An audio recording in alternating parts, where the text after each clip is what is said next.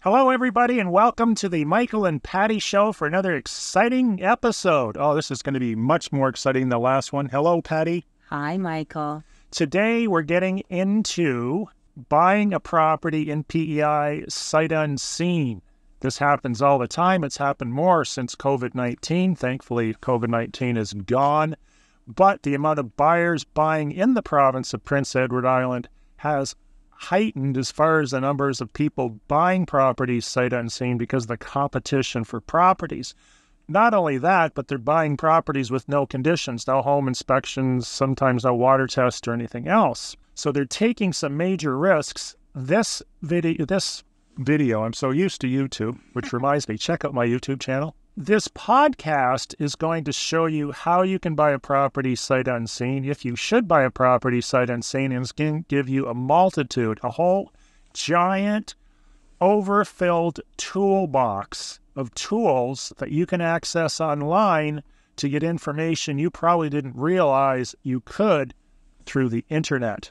All free of... Well, not all free. Most of the tools that... 99% free, and there's one-page service, but it's just so affordable and so convenient for those agents that all got their licenses in 2016 until today, which is 400 of them. Yeah, probably. Don't know the fact that we used to actually have to go down to Access PEI, which is the headquarters for everything PEI, and pay for this stuff one sheet at a time. Now, everything's online for not only the agents, but yourself. Most everything is online from approximately the late 1990s to today. Well, of course, if you're trying to look up a deed from 1897 when the founding fathers built their first house, it's probably not going to be online. That long ago, but okay. Carrying on.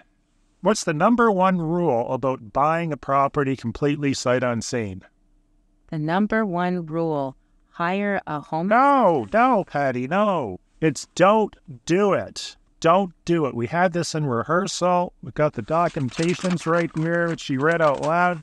Number one rule is if you can avoid buying a property sight unseen, that's good news, because it's going to reveal absolutely everything about the property, providing you have the time to view it. And there's a lot of things that you don't pick up in that video. Creaky floors, unless they're really loud, they get picked up by the microphone. Smells. Maybe there's a train that drives by. If it doesn't PEI, it'd be a huge friggin' surprise because there's no railway. But if it did happen, it'd be pretty freaky. Sounds of airplanes. There's an airport nearby. What else? Well, it's usually sounds, smells, traffic. Pig farms. We had a client that was absolutely petrified of pig farm smells. You are super excited about this topic. Uneven floors. That is hard. A lot of stuff. And the other thing would be when you're getting that virtual showing, the agent may say, oh, it has a high ceiling. Oh, look at this large room. Oh, look at this great view. Well, it's all subjective. Yeah, that was what I was going to say. What is the problem with making those statements? What is the problem? It is in the real estate professional's opinion, but perhaps to somebody else, they don't see them as a large room or high ceilings. Right. And what does a wide-angle lens do for you? Distorts, makes everything look big. You've seen these wannabe photographers that are shooting for some of the agents, and you've got a bathroom that's 2 feet by 3.5 feet, and they use a 6mm fisheye lens that makes it look like a large auditorium. I've seen those. That's what happens. The best thing you can do if you've decided to buy a house sight unseen, first of all, expect to sign a bunch of documents, not only with your agent and or broker and lawyers that you're buying this sight unseen and they've advised you to do otherwise, but hire a qualified home inspector. We've covered this in recent podcasts. There's some really great home inspectors in PEI. Patty and I can give you a list. You can pick one out. That's where I would start.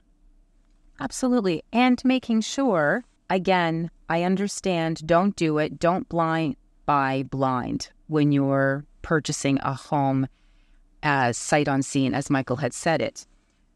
However, if you are looking to purchase a property sight unseen, and aside from all the... Or the squeaky drawer. And aside from all the acknowledgments and that you'll be having to sign either with a lawyer or with a real estate professional, I cannot stress enough the importance of hiring a real estate professional to assist you with the purchase and not purchasing, again, through a for sale by own or a private sale, because you're really trusting everything that they say and you are not protected at all.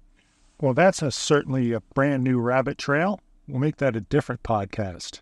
Oh, absolutely. I'm just making sure, Michael, that our listeners understand. Number one was hiring a certified home inspector. If you found the property, you feel confident in the purchase and moving forward with it, your real estate professional has, to the best of their ability, disclosed smells, humidity level, sounds, traffic, and we'll get into all the tools and that you can use to also assist you with that. What's number two? Number two on the list from the insurance company is something that Patty is going to address more assertively than I would ever address it, is having friends, family, neighbors, cousins, or as we call them in the island, the brother cousin. Uncle brothers. Other brother cousin uncle.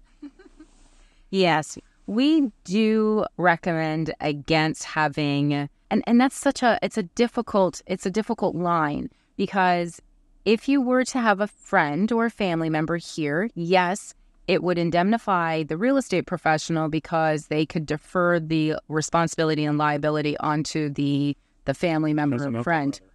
However, in some cases, and in my experience, sometimes they come in and they can sabotage the whole process and make things that seem like little molehills turn into mountains and feel like they're saving you from making the worst purchase of your life. And really, at the end of the day, it may have been the perfect property. What have you found, Michael? What I found, putting it very mildly, and this is happening many, many times, is they call the family member, the friend, the cousin, whoever it may be, and they inspect the property. They're coming from a position of, I'm going to go and show up at this house and I'm going to save them from the worst mistake they've ever made. That bad, dirty real estate agent's trying to sell them something and I'm going to protect them against this decision. They've got, in most cases, zero experience at looking at properties. They don't know what you've looked at.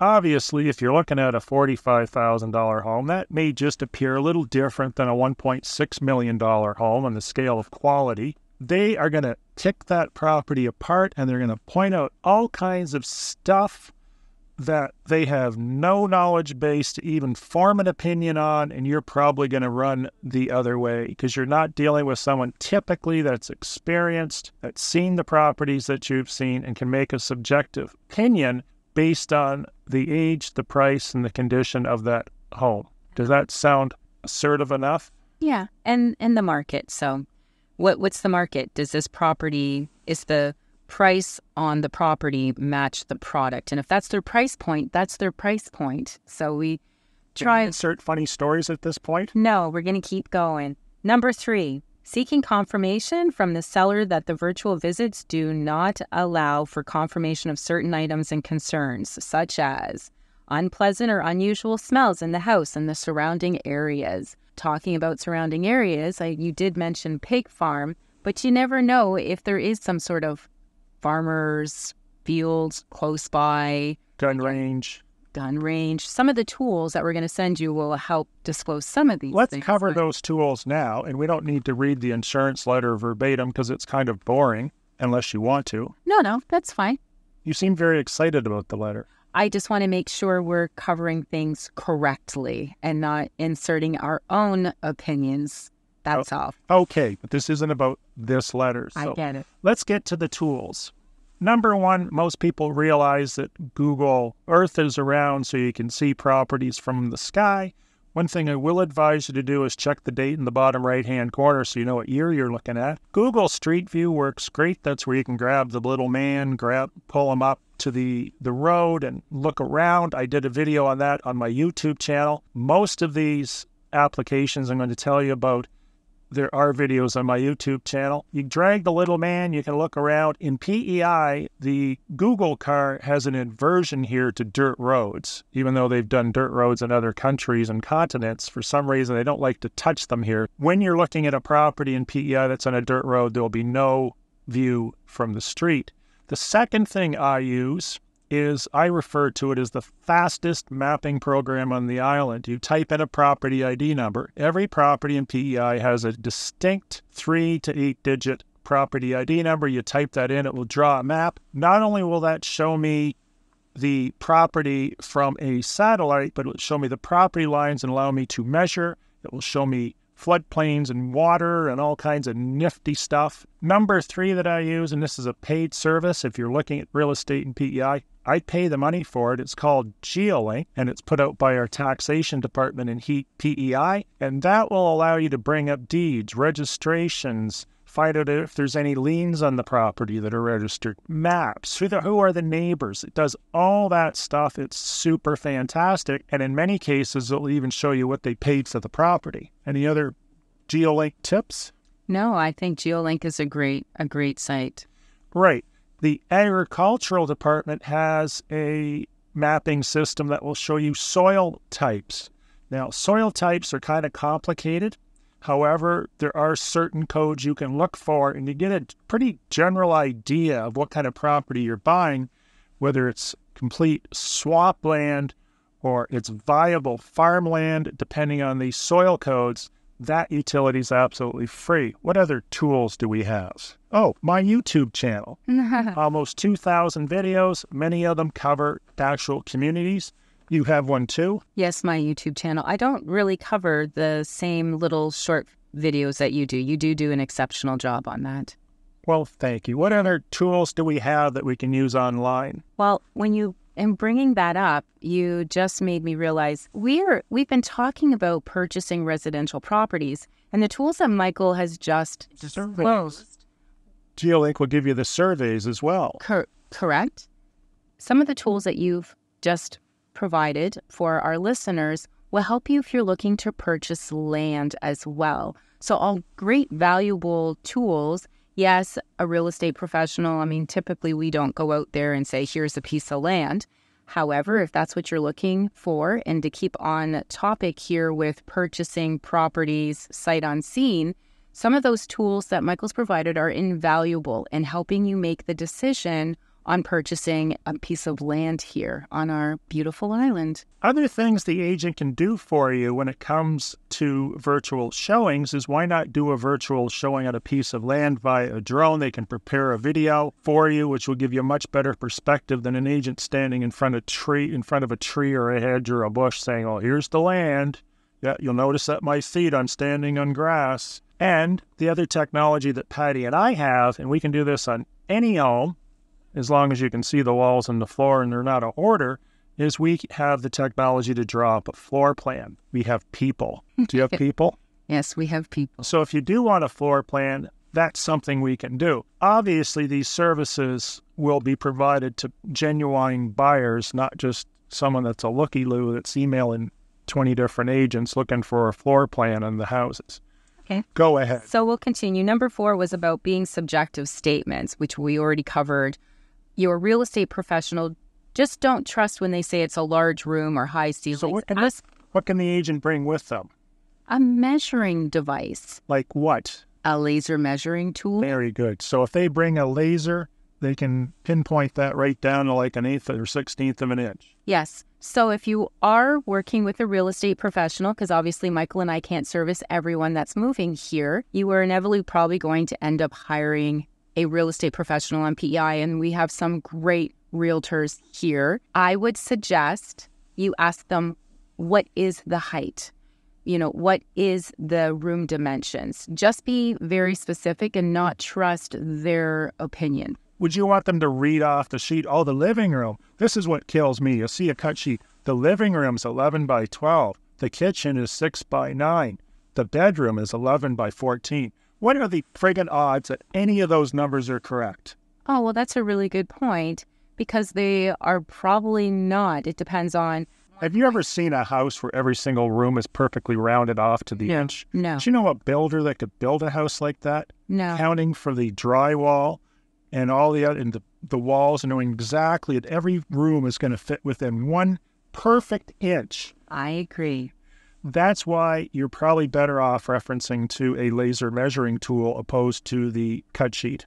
Yes, I agree. And good point, Michael. The other thing is document the virtual showings. Ask your real estate professional, whether you're doing FaceTime or you're doing Skype or whatever the platform is that you're doing, conducting the virtual viewing, ask them to record it so that you could view it again later. And maybe while you're looking at the small camera lens and focused on one thing that the real estate professional is speaking of, now when you get to go back and view it at your leisure, you may look at other things on the screen and notice something else. Ask them to record it. Very important. And at the very end, make the decision, are you satisfied with the viewing? Did you need the real estate professional to go back through?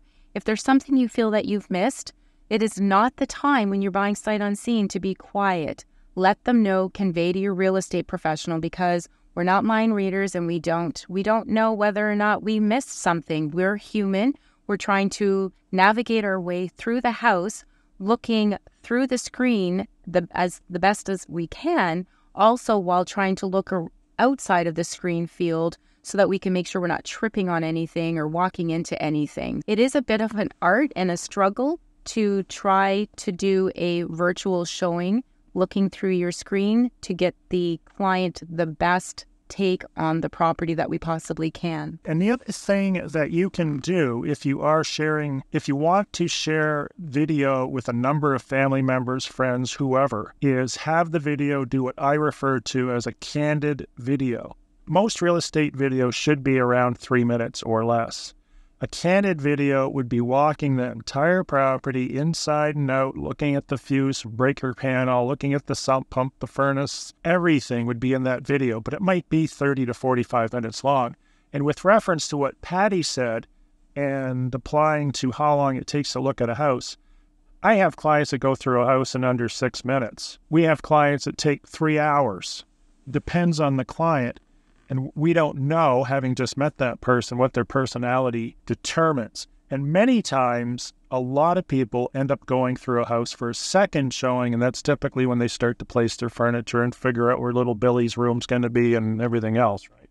Yeah, they're more now focused. The layout, they obviously made the decision, meets their needs, their requirements. Now they really want to dive in and look at if there is any deficiencies. Yes, furniture placement, constructing a contract, what chattels are they requesting? So second viewings are bringing really in good. Contractors because they want to expand or contract or add on to. Yeah, I think we've covered everything. Have we? Yes. Did you check your notes? I didn't need to check my notes, but I think we've got everything. We've got it all covered.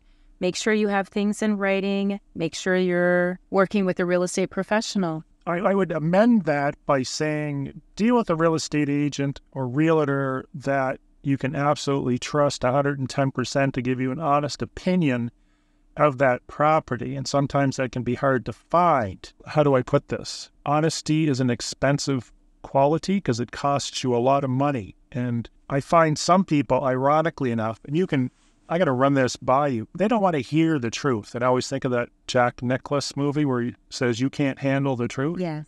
They picked this perfect property and they've been looking at it for 3 months and it's ideal in every way. And they've shared it with their 1,100 friends and their family and their cousin, brother, uncle, and PEI. And then the real estate agent goes through it and says, well, did you realize they're building a nuclear waste dump next door, and on the other side's a pig farm, and there's a couple of dismembered bodies in the backyard, and the basement leaks? All of a sudden, their dreams have been shattered. Does that happen to you? No, Michael, I don't obviously show the same properties that you show. So make sure you're getting an honest opinion, and don't set yourself up for failure is my point, because that property may view differently than the photos, and even if there is a video online, because those should be designed, like we've said in prior podcasts, to show off the property in its best light.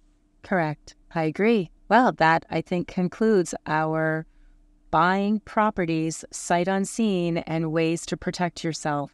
That's it. Have a great day, everybody. Thanks for watching. Be sure to subscribe to the podcast for more chaotic behavior. And they're listening. You got to get out of video mode, Michael. Have a great day. See ya.